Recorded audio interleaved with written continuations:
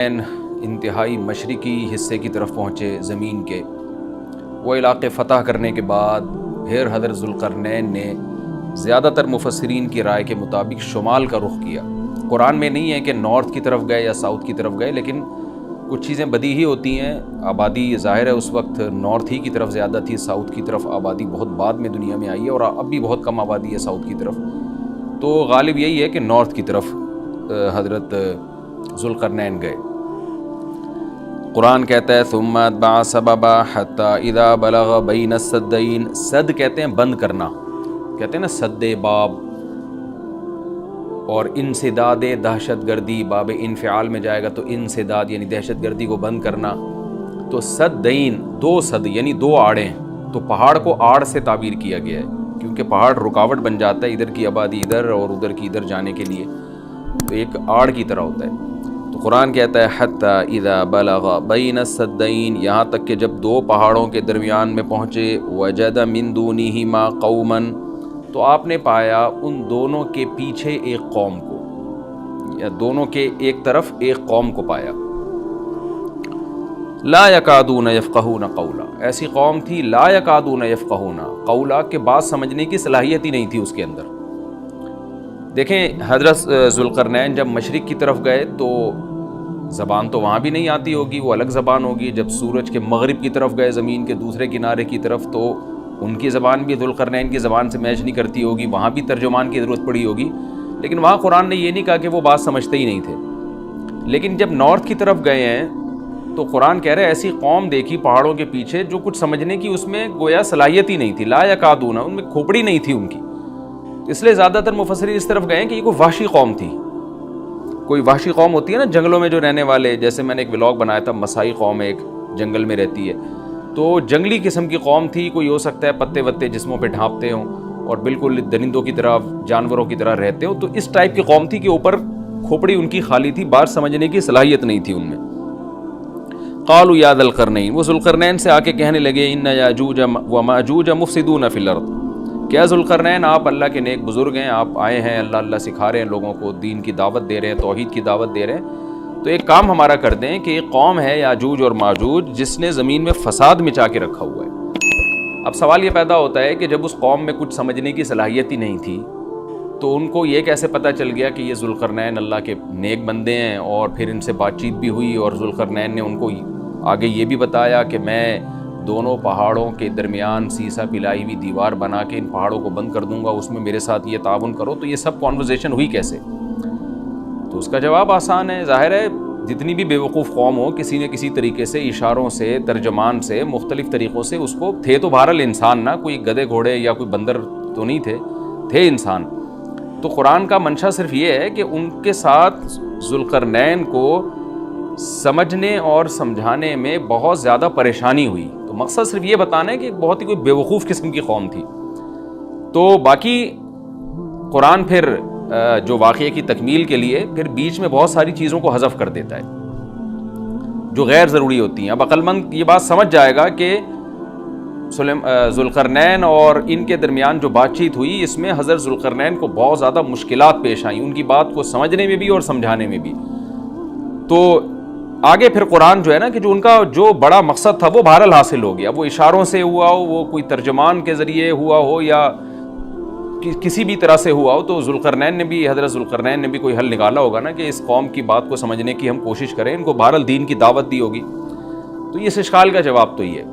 کیونکہ قالو کا مطلب یہاں نہیں ہے کہ آئے انہوں نے ذوالقرنین کی زبان میں بات کرنا شروع کر دی، جو بھی اپنی زبان میں جس طرح سے بھی بات کی، چاہے اشارہ سے کی ہو یا ترجمان کے ذریعے کی ہو۔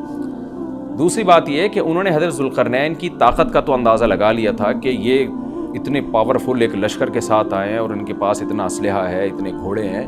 تو یہ ہنرمند ہیں۔ اور آگے ریکویسٹ انہوں نے اس لیے بھی کی کہ حضرت ذوالقرنین کی بزرگی کا بھی ان کو اندازہ ہو گیا۔ دیکھیے اللہ تعالیٰ نے انسان کی نیچر ایسی بنائی ہے کہ جو نیک لوگ ہوتے ہیں نا، ان کی تقویٰ اور للہیت کا، ان کی بزرگی کا غیر مسلموں پہ بھی اثر پڑتا ہے۔ ہندوستان میں علماء بتاتے ہیں کہ ہندو مسلمان بزرگوں کے پاس آیا کرتے تھے دعا کرانے کے لیے، اب بھی آتے ہیں۔ انڈیا کے بعض علماء نے ہمیں بتایا کہ ہمارے پاس ہندو بھی آتے ہیں اور کہتے ہیں ہمارے لیے دعا کریں اللہ تعالیٰ سے، کیونکہ ایک لاشعوری طور پر انسان کے ذہن میں یہ بات ہوتی ہے کہ بھئی یہ اللہ والا آدمی ہے۔ جیسے یوسف علیہ السلام جب جیل میں تھے تو غیر مسلم یوسف علیہ السلام کے پاس آئے اور کہنے لگے کہ آپ ہمیں خواب کی تعبیر بتائیں. سوال پیدا ہوتا ہے کہ بھئی وہ تو غیر مسلم تھے اور یوسف علیہ السلام نمازی پرہیزگار تھے, تو غیر مسلموں کو کیسے اندازہ ہو گیا کہ یہ خواب کی تعبیر بتائیں گے؟ اس کا جواب یہی ہے کہ لاشعوری طور پر اللہ نے دلوں میں ایک ہیبت ڈالی ہوتی ہے پرہیزگار لوگوں کی, ایک روب ڈالا ہوا ہوتا ہے اور ایک عظمت ڈالی ہوئی ہوتی ہے. تو یوسف علیہ السلام کے پاس آنے والے لوگوں کو یہ بات معلوم تھی کہ یہ عظیم انسان ہے اور یہ ان کو اللہ تعالیٰ وہ باتیں بتا دے گا جو ہمیں نہیں بتاتا, اللہ ان کو خواب کی تعبیر سمجھا دے گا, ہم نہیں سمجھ سکتے. تو یہ ایک لاشعور میں انسان کی ہوتی ہے یہ بات. اور بھی اس پہ بہت ساری مثالیں ہیں, لیکن میں پھر وہ ہمارا یہ لیکچر جس کو ہم فوکس کر رہے ہیں وہ رہ جائے گا. تو ذوالقرنین کے ساتھ بھی یہی ہوا کہ وہ قوم جنگلی وحشی قسم کی تھی, لیکن ان کو طاقت کا بھی اندازہ ہو گیا اور بزرگی کا بھی اندازہ ہو گیا. پھر آ کے انہوں نے درخواست کی. طرز عمل سے یہ لگتا ہے کہ وہ قوم بھی مسلمان ہو گئی تھی, یعنی بغیر لڑائی کے اور بغیر کسی مناظرے بازی کے ذوالقرنین کا مذہب اس قوم نے بھی قبول کر لیا. تو کیا کہنے لگی حضرت ذوالقرنین سے, بھئی آپ ہمارا ایک کام کر دیں, آپ اتنے پاورفل آدمی ہیں. ان یاجوج و ماجوج مفسدون فی الارض, یاجوج ماجوج ایک قوم ہے جس نے زمین میں فساد مچا کے رکھا ہوا ہے, آئے دن قتل و غارت کرتے ہیں وہ, اور ہمارے پاس ان سے لڑنے کی طاقت نہیں ہے. فہل نجعل لک خرجا, کیا ہم آپ کے لیے خرچ بنا سکتے ہیں, کچھ اجرت. خرچ کہتے ہیں خراج کا لفظ آپ نے سنا ہوگا, ٹیکس کو یا اجرت کو. تو ہم آپ کو کمیشن دیں گے اس کا, ہمارے پاس پیسہ بہت ہے, وسائل بہت ہیں, لیکن وہ ٹیکنالوجی ہمارے پاس نہیں ہے جو آپ کے پاس ہے. تو ہم دیکھ رہے ہیں آپ کو اللہ نے ایک بڑی قوت اور طاقت دی ہے, تو پیسہ ہمارے پاس بہت ہے, ہم آپ کو اس کی اجرت دیں گے. آپ نے یہ کرنا ہے کہ علا, اس بات پر ہم آپ کو اجرت دیں گے, تجعل بیننا و بینہم سدا, کہ آپ ہمارے اور ان کے درمیان ایک آڑ بنا دیں, ایک دیوار بنا دیں. کہ بہت بڑی دیوار بنانی پڑے گی اور پہاڑوں کو کہ اس خلا کو ختم کرنا پڑے گا. وہ قوم آ کے ہم پہ حملے کرتی ہے اور ہمارا بہت نقصان کرتی ہے, تو آپ ایک ایسی آڑ بنا دیں جو ہمارے بس میں نہیں ہے. قال ما مکنی فیہ ربی خیر, ذوالقرنین نے فرمایا میرے رب نے جو مجھے ٹھکانہ دیا ہے, طاقت دی ہے, وہ بہتر ہے. کیا مطلب؟ مجھے تمہاری اجرت کی ضرورت نہیں ہے, میرے پاس بہت وسائل ہیں. دیکھیں استغنا بہت بڑی نعمت ہے. سلیمان علیہ السلام کا بھی یہی انداز تھا جب ملکہ سبا نے ہدیے دے کے بھیجا نا, تو سلیمان علیہ السلام نے بھی یہ فرمایا تھا ما آتانی اللہ خیر مما آتاکم, مجھے جو اللہ نے وسائل دیے ہیں وہ تم سے بہت زیادہ ہیں. تو ایسے موقع پہ اس طرح کی بات کرنا یہ تکبر نہیں کہلاتا, بلکہ یہ عین شکر ہے کہ بھئی میں کیوں کسی سے مانگوں. آپ نے بعض دفعہ مالداروں کو دیکھا ہوگا, وہ یہ جملہ کہتے ہیں بھئی ہم کسی کے محتاج نہیں ہیں. تو اس جملے میں اگر اللہ کے شکر کی نیت ہے تو یہ اچھا جملہ ہے, اور اگر نیت ہے دوسرے کو نیچا دکھانا پھر یہ تکبر ہے. تو بعض وہمی لوگ کیا کرتے ہیں, کوئی بھی اس طرح کا جملہ زبان سے نکالتے تو فوراً اس پہ تکبر کا فتویٰ ٹھوک دیتے ہیں, یہ ٹھیک نہیں ہے. تو اس طرح کے جملے پیغمبروں سے بھی ثابت ہیں تو اور اہل اللہ سے بھی ثابت ہیں. حضرت ذوالقرنین نے فرمایا بھائی پیسوں کی مجھے ضرورت نہیں ہے, ما مکنی فیہ ربی, میرے رب نے جو مجھے وسائل دیے ہیں, خیرن, وہ بہت بہتر ہے. تم کیا دو گے مجھے, کتنے پیسے دے دو گے؟ ہاں مجھے افرادی قوت کی ضرورت ہے, کیونکہ اتنے بھاری بھرکم پتھر اٹھا کے پہاڑوں پہ لے کے جانا, لوہے کی پلیٹیں لے کے جانا, اس کے لیے افراد چاہیے, مزدور چاہیے, لیبر چاہیے. فَأَعِینُونِی بِقُوَّةٍ, تم مجھے میری مدد کرو قوت کے ساتھ. قوت چاہیے مجھے, پاور چاہیے, افرادی قوت چاہیے. یہاں قوت سے مراد ہے وسائل چاہیے, لیبر چاہیے, مزدور چاہیے. تو اجعل بینکم و بینہم ردما, میں تمہارے اور ان کے درمیان آڑ بنا دوں گا, دیوار بنا دوں گا. آتونی زبر الحدید, وہ قوت یہ چاہیے کہ دو تم مجھے لوہے کی پلیٹیں, یعنی اوپر چڑھانے میں میری مدد کرو ان کی. تو وہ افراد چاہیے ہمیں بہت بڑی تعداد میں جو لوہے کی پلیٹوں کو لے کے پہاڑوں کے اوپر چڑھیں, اور کوئی بھی اس وقت جو بھی طریقہ انہوں نے اختیار کیا ہوگا,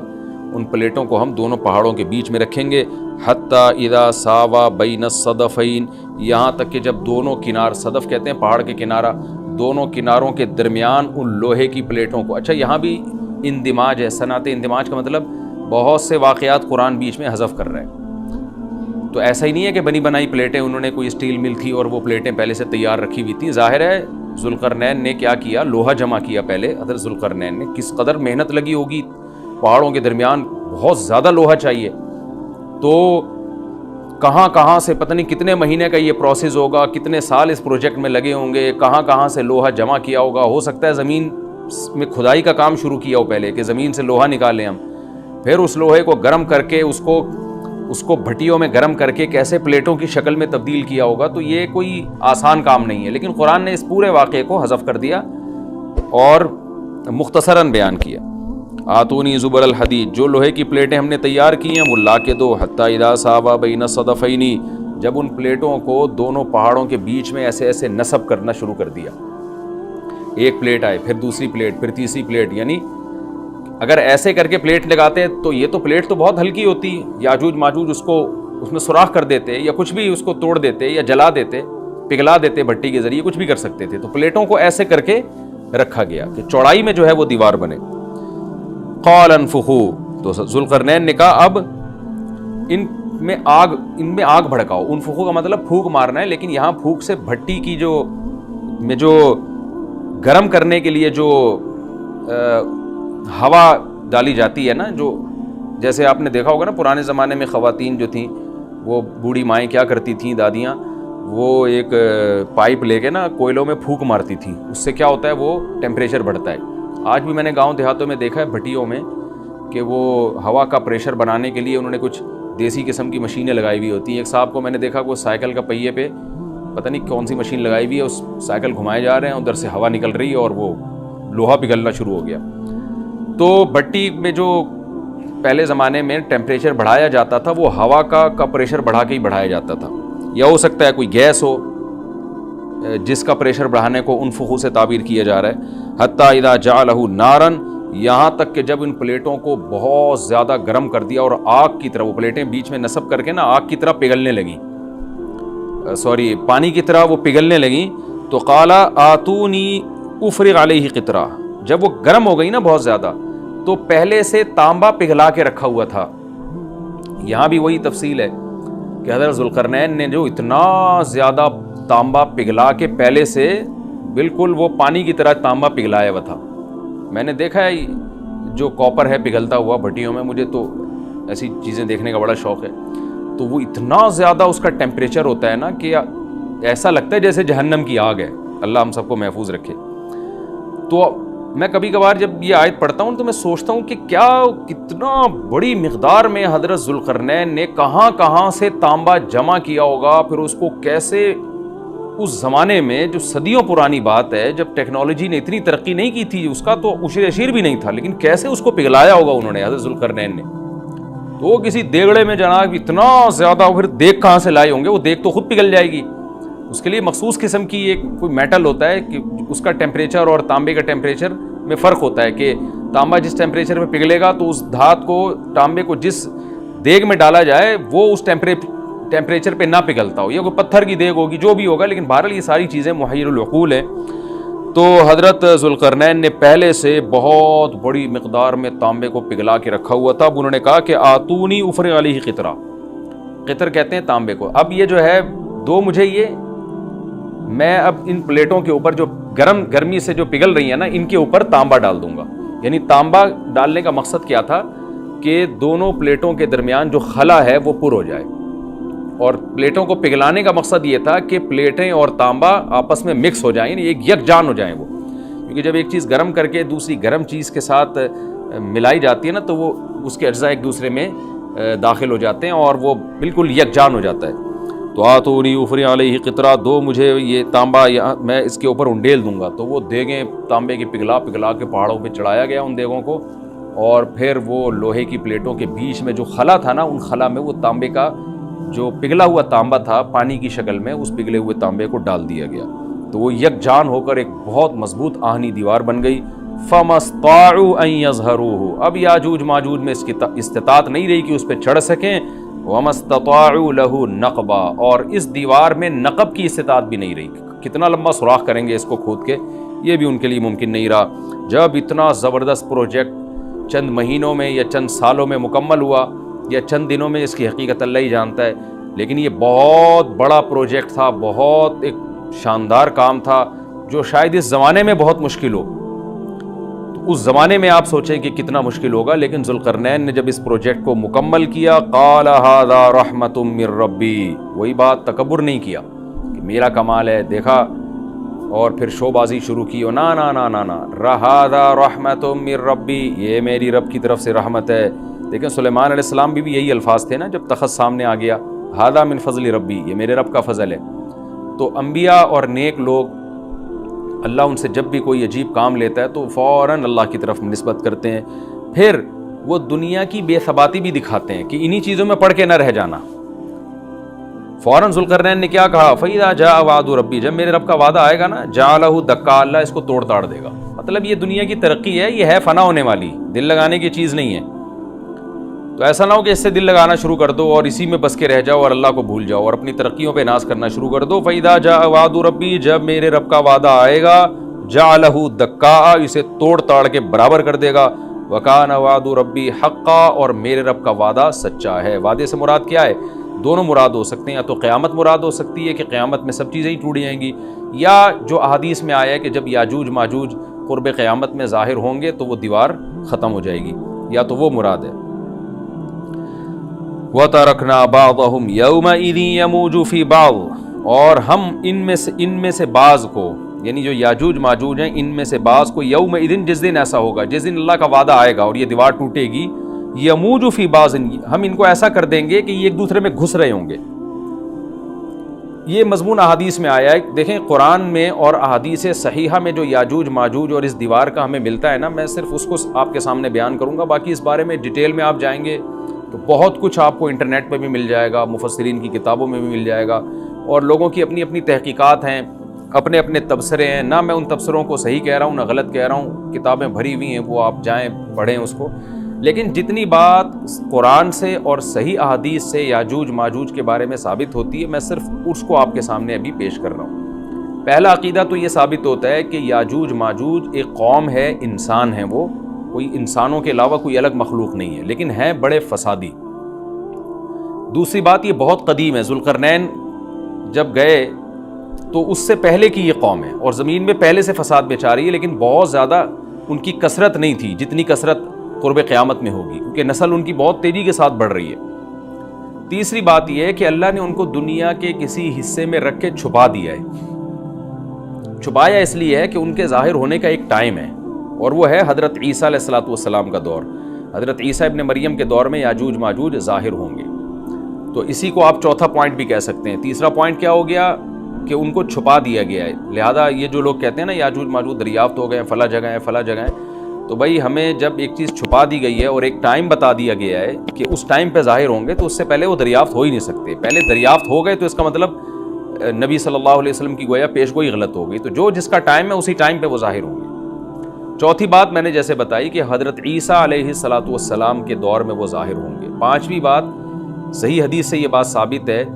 کہ یاجوج ماجوج وہ جو دیوار بنی تھی اس کو چاٹتے رہتے ہیں، ختم کرتے ہیں۔ اب چاٹنا کا جو لفظ حدیث میں ہے اس سے مراد زبان سے چاٹنا بھی ہو سکتا ہے، اور یہ کنایا بھی ہو سکتا ہے کہ اس کو ختم کرنے کی کوشش میں لگے ہوئے ہیں۔ اور ایسے چاٹنا، جب ہم کوئی چیز چاٹتے ہیں نا تو بہت تھوڑی تھوڑی وہ ختم ہوتی ہے، تو اتنی موٹی اتنی بڑی دیوار ہے کہ وہ انہوں نے اپنی اسٹرگل اور اپنی محنت نہیں چھوڑی ہے، تو وہ دیوار کو کسی نہ کسی طریقے سے گھسائی میں اس کے لگی رہتے ہیں۔ تو زبان سے بھی چاٹنا ہو سکتا ہے اور کسی اور طریقے سے اس کو ختم کرنے کی کوشش بھی مراد ہو سکتی ہے۔ اور حدیث میں آتا ہے کہ ایک دن آئے گا وہ جب ختم ہونے والی ہوتی ہے نا، تو وہ کہتے ہیں کہ ہم کل اس کو دوبارہ شروع کریں گے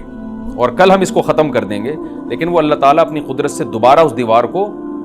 اتنا ہی موٹا کر دیتے ہیں جتنا ذوالقرنین نے کیا تھا۔ تو قرب قیامت میں جب حضرت عیسیٰ علیہ السلام کا ظہور ہوگا تو وہ یہ کہیں گے ہم انشاءاللہ اس کو کل ختم کریں گے۔ تو انشاءاللہ کا لفظ جب استعمال کریں گے، کیونکہ وہ قوم ہے کافر، وہ اللہ پہ اعتماد کرنا، اللہ پہ توکل کرنا یہ چیز نہیں ہے۔ جیسے کافر تو نہیں کہے گا نا اللہ نے چاہا تو وہ اللہ پہ یقین نہیں رکھتے، تو وہ جب اللہ کا نام لیں گے اور کہیں گے کہ اللہ نے چاہا تو ہم اس کو کل ختم کر دیں گے، تو پھر اسلام کی وجہ سے وہ دیوار ختم ہو جائے گی۔ اس کی مثال ایسے جیسے حدیث میں آتا ہے، پچھلی قوموں میں ایک نوجوان تھا جو جادوگر کے پاس بھی جاتا تھا اور راہب کے پاس بھی جاتا تھا، جس کا سورہ بروج میں تذکرہ ہے، والسماء ذات البروج میں۔ تو جب وہ نوجوان پکڑا گیا، وہ مسلمان ہو گیا تھا،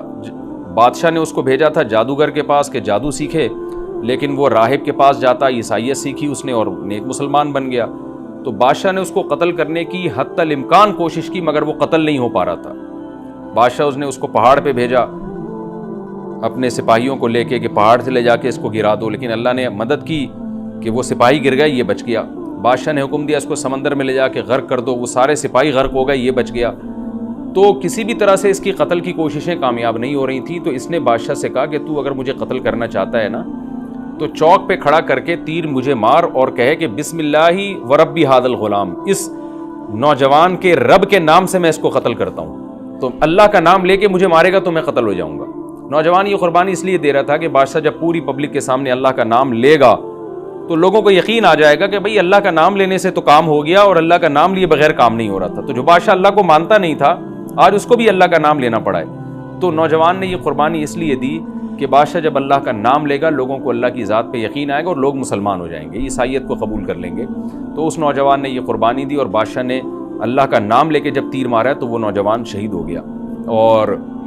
لیکن پورا ملک مسلمان ہو گیا، عیسائیت قبول کر لی۔ اور سورہ بروج میں پھر اللہ نے ان کا تبصرہ کیا، ان کا واقعہ بیان کیا ان کے بارے میں کہ کیسے بادشاہ نے خندقیں کھود کھود کے پوری قوم کو جو ہے وہ جو دین سے پیچھے نہیں ہٹے ان کو کس طرح سے آگ میں پھینک دیا ان سب کو۔ تو اس سے پتہ چلتا ہے کہ کافر بھی بعض دفعہ جب اللہ کا نام لیتا ہے نا تو اس کو دنیاوی فائدہ ہو جاتا ہے۔ تو یاجوج ماجوج بھی تنگ آ کر پھر اللہ کا نام لیں گے اور کہیں گے اللہ نے چاہا تو ہم اس دیوار کو کل ختم کر دیں گے، اور بالآخر وہ دیوار ختم ہو جائے گی۔ پھر قرآن کے الفاظ ہیں آگے کہ جب یہ دیوار ختم ہوگی وَتَرَكْنَا بَعْضَهُمْ يَوْمَئِذٍ۔ اچھا ہاں، میں بتا رہا تھا کہ حدیث سے کیا پوائنٹ پتہ چلتے ہیں، تو یہ 5 پوائنٹ ہو گئے۔ چھٹا پوائنٹ یہ کہ حضرت عیسیٰ ہی کے دور میں یہ کسی وبا کے ذریعے ہلاک ہو جائیں گے۔ حضرت عیسیٰ علیہ السلام اتنے زیادہ ہوں گے کہ ان سے لڑنا ممکن نہیں ہوگا، جیسے کہ قرآن میں بھی آ رہا ہے وَتَرَكْنَا بَعْضَهُمْ يَوْمَئِذٍ يَمُوجُ فِي بَعْضٍ، ہم ان میں سے بعض کو بعض کے اندر گھسا دیں گے، اتنی کثرت سے ایک دوسرے میں، یعنی اب آبادی کی کثرت بہت ہوگی ان کی، گھسے ہوئے ہوں گے ایک دوسرے میں، یہ جیسے چیونٹیاں اور مکوڑے ہوتے ہیں، تو ان سے لڑنا ممکن نہیں ہوگا۔ تو حضرت عیسیٰ علیہ السلام لوگوں کو لے کے کوہ طور پہ چلے جائیں گے، اور باقی مسلمان وہ اپنے اپنے گھروں کے اندر بند ہو جائیں گے، اور پھر اللہ کی طرف سے ایک وبا آئے گی، اور اس وبا میں یہ سارے کے سارے ہلاک ہو جائیں گے۔ اور پھر جب ہلاک ہو جائیں گے تو اتنی زیادہ ان کی لاشیں زمین پہ ہوں گی، اتنی زیادہ کہ انسانی آبادی ان کی لاشوں سے متعفن ہونا اور بیمار ہونا شروع ہو جائے گی، ان کی لاشوں سے بدبو اٹھے گی، اور ظاہر ہے انسان ہوں گے یہ، تو اس کی وجہ سے جو زمین کا ماحول خراب ہوگا۔ پھر حضرت عیسیٰ علیہ السلام اللہ سے دعا مانگیں گے کہ اللہ تعالیٰ ان کو کسی طرح ٹھکانے لگائے، کوئی انتظام کرے۔ پھر حدیث میں آتا ہے بارشیں ہوں گی اور سیلاب آئیں گے، اور ان کی لاشیں بہہ بہہ کے پانیوں میں جا کے سمندروں میں جا کے ختم ہو جائیں گی، اللہ تعالیٰ ان کو اس طرح سے ٹھکانے لگائے گا۔ تو یہ یہاں تک جتنے بھی مضامین ہیں یہ صحیح احادیث سے ثابت ہیں۔ تو قرآن کہتا ہے وَتَرَكْنَا بَعْضَهُمْ يَوْمَئِذٍ يَمُوجُ فِي بَعْضٍ، ہم ان میں سے بعض کو بعض میں چھوڑ دیں گے، بہت کثرت ہوگی۔ وَنُفِخَ فِي الصُّورِ، اور پھر سور پھونکا جائے گا۔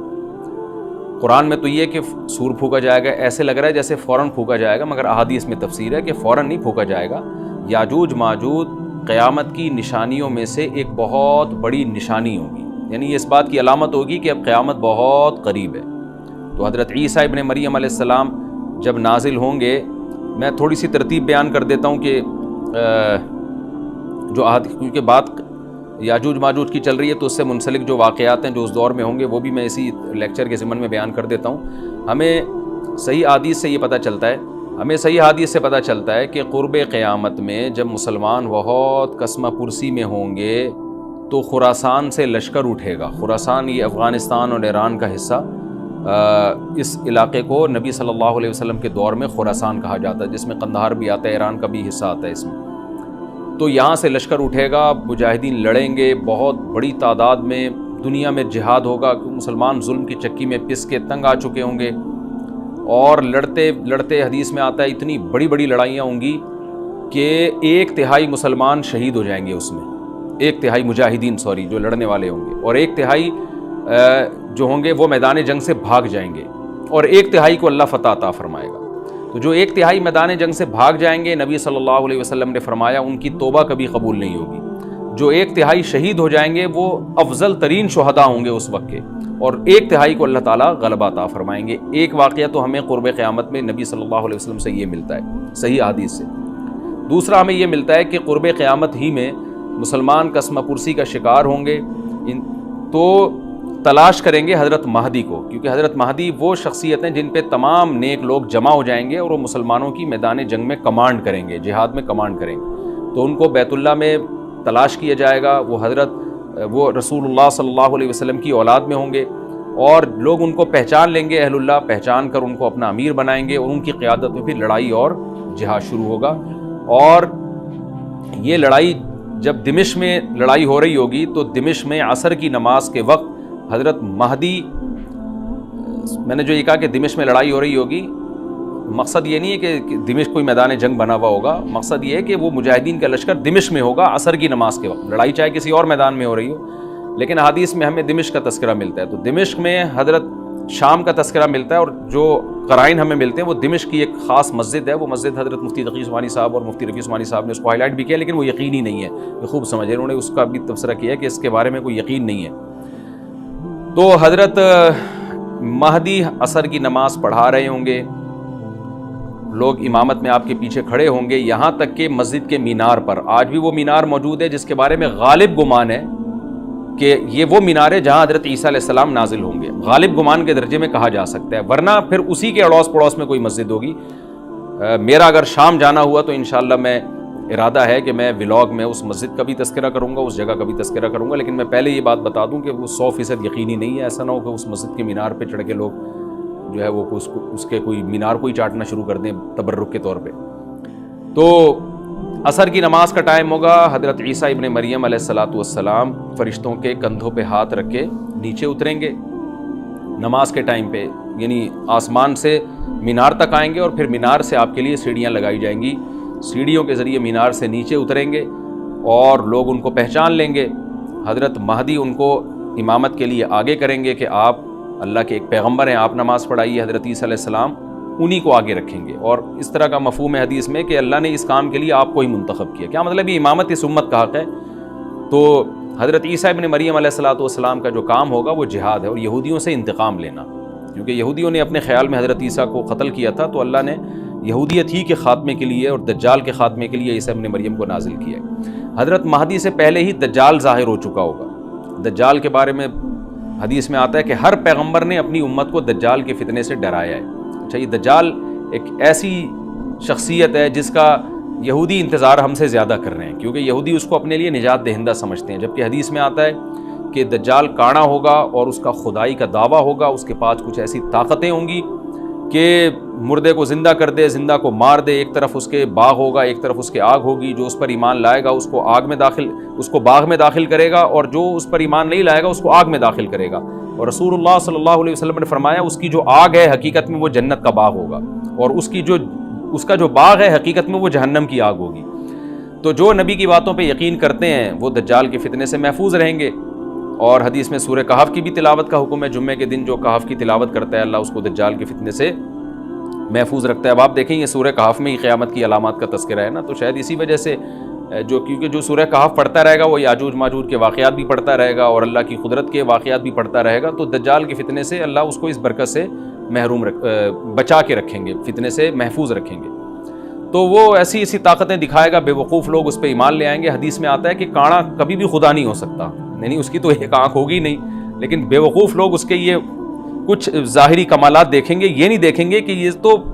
شکل بھی اس کی اچھی نہیں ہے، یعنی خدا کم از کم جمال والا ہوتا ہے نا، یہ تو ہے بھی کانا، اور اس کے بڑا بڑا کافر بھی لکھا ہوا ہوگا واضح طور پر، جس سے پتہ چلے گا۔ لیکن احمق اور بیوقوف لوگ جیسے روحانی عاملوں کو کچھ شعبدے دیکھ کر ان پہ سے متاثر ہو جاتے ہیں نا، روحانی عاملوں کے شعبدے دیکھ کے، تو ایسے ہی دجال کے شعبدے دیکھ کے متاثر ہوں گے۔ تو بہت لوگوں کو، خلقت کو، بہت بڑی امت کو گمراہ کرے گا دجال، اہل اللہ کو اللہ تعالیٰ اس کے فتنے سے محفوظ رکھے گا۔ پھر حضرت عیسیٰ ابن مریم جب نازل ہوں گے تو وہ دجال کو قتل کریں گے۔ حدیث میں آتا ہے کہ نیزے کے ذریعے گھوڑے پہ بیٹھ کے قتل کریں گے۔ علماء نے اس حدیث کا دو مطلب بیان کیے ہیں کہ یا تو اس کا مطلب یہی ہے کہ واقعی گھوڑے پہ بیٹھیں گے، نیزہ استعمال کریں گے، زمین جو ہے وہ اتنی پہلے اس سے جنگیں ہو چکی ہوں گی کہ لوگ دوبارہ تلواروں گھوڑوں کی طرف آ جائیں گے۔ اس بات کا امکان ہے، ہر ملک ایٹمی طاقت بن چکا ہے، تو اگر یہ ایٹم بم سارے ملک آپس میں چلا دیں تو ہم دوبارہ گدے گھوڑوں والی زندگی پر آ جائیں گے، ٹیکنالوجی ساری تباہ و برباد ہو جائے گی، انسان کی ترقی۔ تو اس بات کا بھی امکان ہے کہ کوئی اس سے پہلے ہو سکتا ہے کوئی ایسی جنگ عظیم ہو کہ انسانیت دوبارہ پہاڑوں پتھروں کے دور میں آ جائے، لیکن ظاہر یہ معلوم ہوتا ہے کہ رسول اللہ صلی اللہ علیہ وسلم نے جو کلام کیا ہے ظاہر ہے اس دور کے لحاظ سے جو لوگوں کے جہاں تک جو لوگوں کی مینٹل اپروچ ہے وہاں تک، تو نبی صلی اللہ علیہ وسلم میزائل یا اور ٹینکوں کا تذکرہ کرتے تو کیا سمجھ میں آتا؟ تو گھوڑے سے مراد ہے جو اس زمانے کا گھوڑا ہوگا، اور نیزے سے مراد ہے اس زمانے کا جو اسلحہ ہوگا، کیونکہ نیزہ نبی کے دور کا ایک مناسب اسلحہ تھا اور گھوڑا نبی کے دور کی میدان جنگ کی ایک مناسب سواری تھی۔ تو اس سے یہ بھی پتہ چلتا ہے کہ ہو سکتا ہے عیسیٰ ابن مریم نیزے کے بجائے کلاشنکوف کا استعمال کر لیں، تو یعنی وہ نیزہ جو ہے وہ اس کلاشنکوف کی یا جو بھی اسلحہ اس وقت حضرت عیسیٰ ابن مریم استعمال کریں گے اس کی ایک تعبیر ہے، تو اس کا بھی پورا امکان ہے۔ تو ہمیں بہرحال اتنا ایمان ہمارے لیے ضروری ہے کہ دجال کو قتل کرنے والی جو ذات ہے جو شخصیت ہے وہ عیسیٰ ابن مریم علیہ الصلاۃ والسلام ہے۔ تو حضرت عیسیٰ کے ذریعے اللہ تعالیٰ دجال کو قتل کریں گے، اور حضرت عیسیٰ کی قیادت میں زبردست جہاد ہوگا۔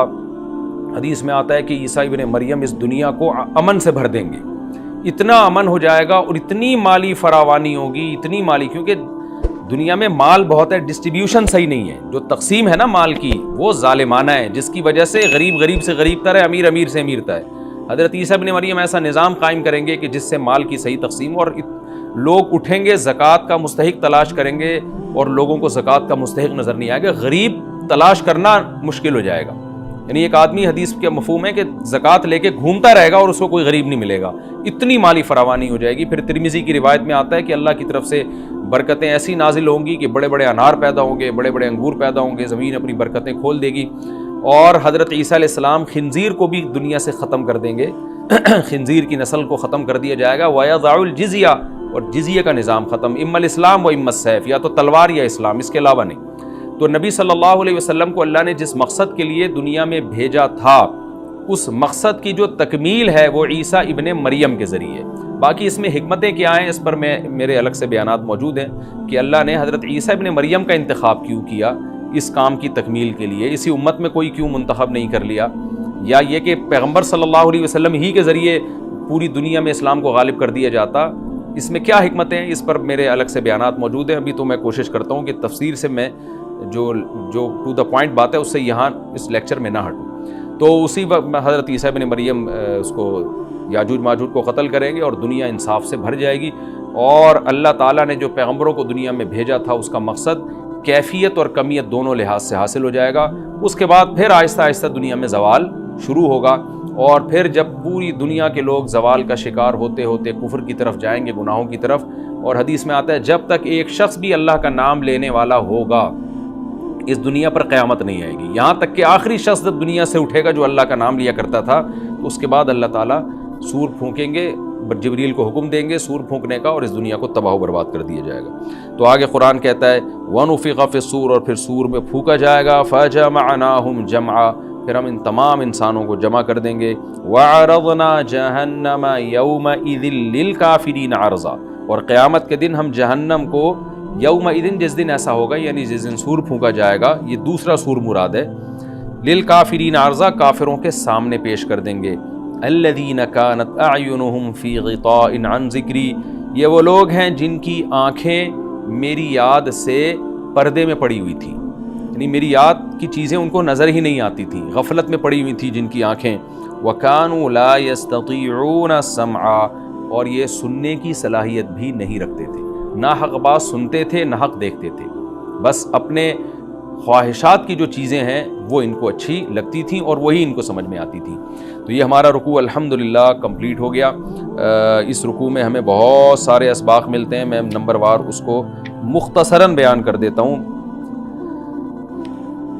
پہلی بات تو یہ کہ دیکھیں اللہ تعالیٰ نے کیسے کیسے بادشاہ دنیا میں بھیجے ہیں اور کتنے پاورفل بادشاہ۔ حضرت ذوالقرنین کا نام ہی قرن والا، دو کناروں والا، زمین کے بہت بڑے حصے کو حضرت ذوالقرنین نے فتح کیا، اور اللہ کے نیک بندے کیسے اللہ کے راستے میں لڑتے رہے ہیں۔ تو یہ جو لوگ بیٹھ جاتے ہیں نا بس عبادت کرو اور لڑائی وڑائی اسلام میں ہے ہی نہیں، یہ دنیا میں کوئی بھی عقل مند اس نظریے کا حامی نہیں ہوگا۔ تو طاقت اور قوت کی اسلام میں بہت زیادہ اہمیت ہے۔ اس سے ہمیں یہ بھی پتہ چلتا ہے کہ اپنے ملک کی، خاص طور پر اسلامی ملک کی جو فوجی قوتیں ہیں، جو فوجی طاقتیں ہیں، ان کی ہمیں قدر کرنی چاہیے، کیونکہ اگر کوئی بھی ملک عسکری لحاظ سے کمزور ہو جائے، کیونکہ اللہ تعالیٰ تو جو عسکری لحاظ سے طاقتور قومیں تھیں اللہ نے ان کا کتنا تذکرہ کیا، ہاں وہ اللہ کے باغی نہ ہوں، تو اسلامی ملک میں کوئی بھی اسلامی کنٹری ہے، چاہے سعودی عرب ہے، چاہے پاکستان ہے، چاہے ترکی ہے، کوئی بھی اسلامی کنٹری ہے، اس کی فوج کی قدر کرنی چاہیے، کیونکہ اسی کی وجہ سے ملک کا بارڈر محفوظ ہوتا ہے۔ اگر مسلمان عسکری لحاظ سے کمزور ہونا شروع ہو جائیں تو کافر ہمیں گاجر مولی کی طرح کاٹنا شروع کر دیں، اسلام دشمن قوتیں ہمیں کھا جائیں، ختم کر دیں ہمیں کھا کے۔ تو نیک قوتوں کو اپنی بقا کے لیے ہمیشہ سے ایک اسلحے کی اور طاقت کی ضرورت رہتی ہے، اس کی اہمیت اسلام میں بہت زیادہ ہے۔ موسیٰ علیہ السلام کے بعد کتنے بڑے بڑے جنگی کمانڈر پیدا ہوئے، ذوالقرنین کا اللہ نے کیسا تذکرہ کیا، ذوالقرنین کی عبادت کا کہیں بھی تذکرہ نہیں، حالانکہ وہ بڑے عبادت گزار بھی تھے۔ داؤد علیہ السلام کی عبادت کا تذکرہ بھی ہے، ان کی تلوار اور طاقت کا تذکرہ بھی ہے۔ تو اللہ تعالیٰ جہاں عبادت کا تذکرہ کرتے ہیں تو طاقت اور قوت کا بھی تذکرہ کرتے ہیں۔ اس سے عسکری لحاظ سے اپنے آپ کو مضبوط کرنے کی اہمیت کا ہمیں پتہ چلتا ہے کہ اسلام میں اس کی بڑی اہمیت ہے۔ کسی بھی اسلامی ملک کی فوج کا مورال کسی بھی لحاظ سے ڈاؤن نہیں ہونا چاہیے، اور عسکری لحاظ سے وہ کسی بھی لحاظ سے کمزور نہیں ہونی چاہیے، اور اس کو چاہیے کہ اعدوا لهم ما استطعتم من قوہ پر عمل کرے، کہ قرآن کہہ رہا ہے روز بروز اپنی طاقت اور قوت میں اضافہ کرنے کی کوشش کرو۔ اس سے مسلم قوم کو کبھی بھی غافل نہیں ہونا چاہیے، اور کوئی بھی ایسا کام جس سے مسلمان قوتیں اور طاقتیں کمزور ہونا شروع ہو جائیں، اس کام سے ہمیں بچنا چاہیے۔ دوسری بات ہمیں یہ پتہ چلی کہ اللہ تعالیٰ نے اہل اسلام کے ذمے پوری دنیا کی ذمہ داری لگائی ہے، کسی ایک ملک کی نہیں۔ جتنے بھی پیغمبر آئے ہیں جب وہ دنیا فتح کرنا شروع کی ہے تو کہیں رکے نہیں ہیں وہ کہ بھئی یہاں تک، اس سے آگے نہیں جانا۔ ان کی صلاحیت ہی ختم ہو گئی ہو، وسائل ہی ختم ہو گئے ہوں تو الگ بات ہے۔ تو پوری دنیا ہے جس میں اللہ کے دین کو غالب کرنا ہے۔ اب اس کا طریقہ کیا ہوگا؟ ظاہر ہے جو جس زمانے میں سوٹیبل طریقہ ہو وہ اختیار کیا جائے گا۔ تو حضرت ذوالقرنین پہلے انتہائی مشرق کی طرف گئے ہیں، جہاں سورج نکلتا ہے، تو وہاں سے جہاں سے آبادی شروع ہو رہی ہے، اور ان کا خیال تھا کہ اب آگے آبادی نہیں ہے، تو پھر جا کے اسٹاپ کیا ہے۔ مغرب میں بھی ایسے ہی، شمال میں بھی ایسے ہی۔ تو ہمیں جب دیکھتے ہیں کہ جب صحابہ کرام نے دنیا فتح کرنا شروع کی ہے تو ہمیں مسلمان کمانڈروں میں بھی ایسے واقعات ملتے ہیں کہ وہ علاقے فتح کرتے کرتے سمندر کے کنارے پہنچے، اور انہوں نے سمندر کو دیکھ کے کہا کہ تیرے آگے بھی آبادی ہوتی نا تو ہم اللہ کا کلمہ وہاں بھی بلند کرتے۔ تو یہ دور تھا مسلمانوں کا، اور یہ عیسیٰ ابن مریم دوبارہ پھر وہی کریں گے، پوری دنیا کو فتح کریں گے۔ تو حضرت ذوالقرنین کے اس واقعے سے پتہ چلتا ہے کہ پوری دنیا کی ذمہ داری اللہ نے ہمیشہ سے اہل اللہ پہ لگائی ہے، اور وہ پوری دنیا میں اللہ کے دین کو غالب کرنے کی کوشش میں ہمیشہ سے لگے رہے ہیں۔ تیسری بات ہمیں پتہ چلتی ہے کہ اسباب اور وسائل کی اہمیت۔ حضرت ذوالقرنین نے